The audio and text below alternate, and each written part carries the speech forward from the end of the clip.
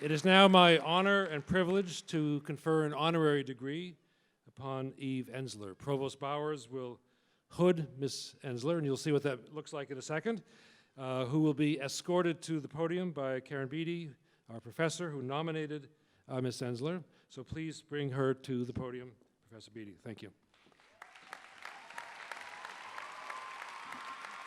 You got your script? Yep. Okay. Mr. President, Right into the mic. Mr. President, it is my privilege and honor to present to you and to this magnificent assembly the wonderful Eve Ensler.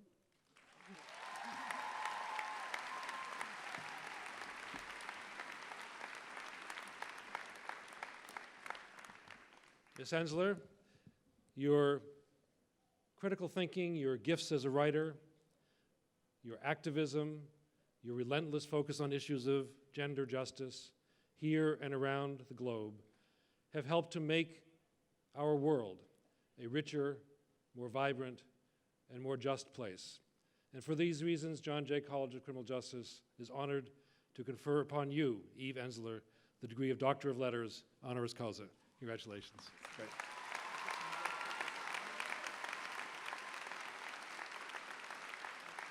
So we're going to take a picture right up here with the photographer, Jane.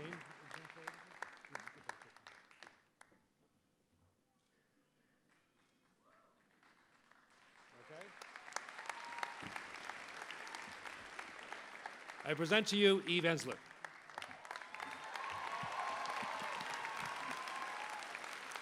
Thank you, President Travis, members of the faculty, staff, administrators, honored guests, families and friends, and of course, the amazing class of 2016. Hugest congratulations. I'm honored and humbled to receive this doctorate of letters from John Jay School of Criminal Justice. I admire and deeply, deeply respect this school.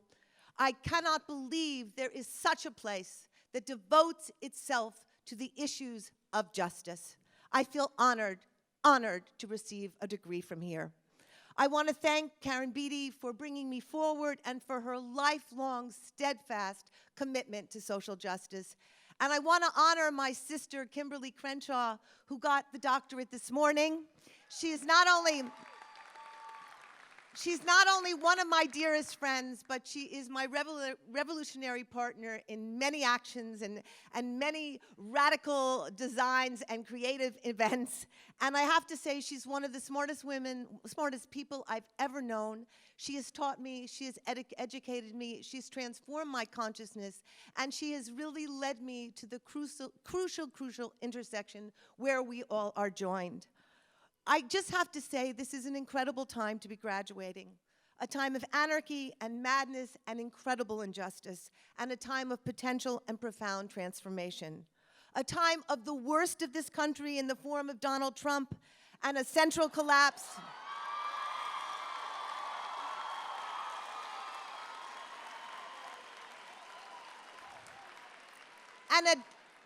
And a collapse of values and morality, and a time of burgeoning radical movements like Black Lives Matter and Say Her Name, rising with vision and fire. I believe we are here today in the late stages of the time of domination. The domination of men over women, whites over people of color, old immigrants over new immigrants, straight folks over gay, queer, lesbian, bi, and trans folks, humans over our Mother Earth, rich people over poor people, the military empire of this country over the entire world, corporations over people, overpaid bosses over workers, abled over disabled. We are sick and exhausted from the poisonous methods of domination, rape, slavery, non-contractual labor, police killings, drones, extraction, fracking, private assassinations, mass surveillance, mass incarceration, pay inequity, bullying, exclusion, and hate.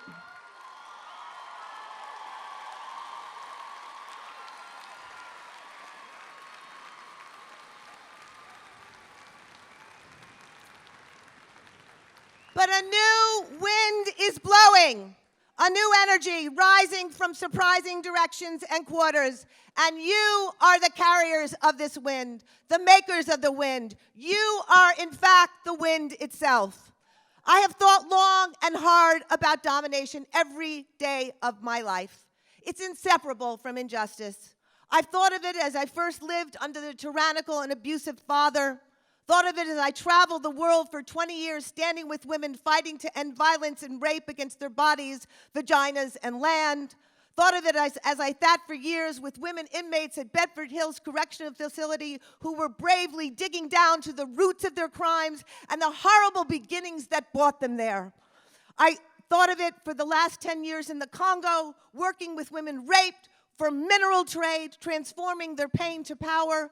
Thought of it as I was honored to rise and dance over these last 4 years across the planet with LUMADs, indigenous women in the Philippines, to thousands of domestic workers in Hong Kong, to women throughout the U.S. rising against sex trafficking, police killings, rape, incest, and college assaults.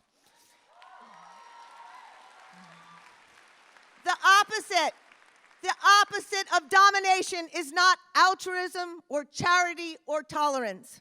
The opposite of domination is solidarity. It's a word we use a lot, but I wonder if we really know what it means. Solidarity is a state of being of the highest order and one of the most difficult to attain. It requires vulnerability and compassion, the disappearance of the self and the spiritual enlargement of the self. When to speak and when to listen, when to lead, when to serve. It's an artistic aspiration, a spiritual and political practice. It's an understanding, and I say this to you all with hugest heart. All of our struggles are connected. There is no hierarchy of pain. We cannot live in silos. We must join race, gender, class, our love of the earth, our connection to each other's sexuality, and make it one huge story that is interconnected. It's an artistic aspiration, finding every human you meet inside yourself without robbing them of agency, feeling another's pain without usurping their struggle. It's a falling in love, a melting, a getting lost, a giving in.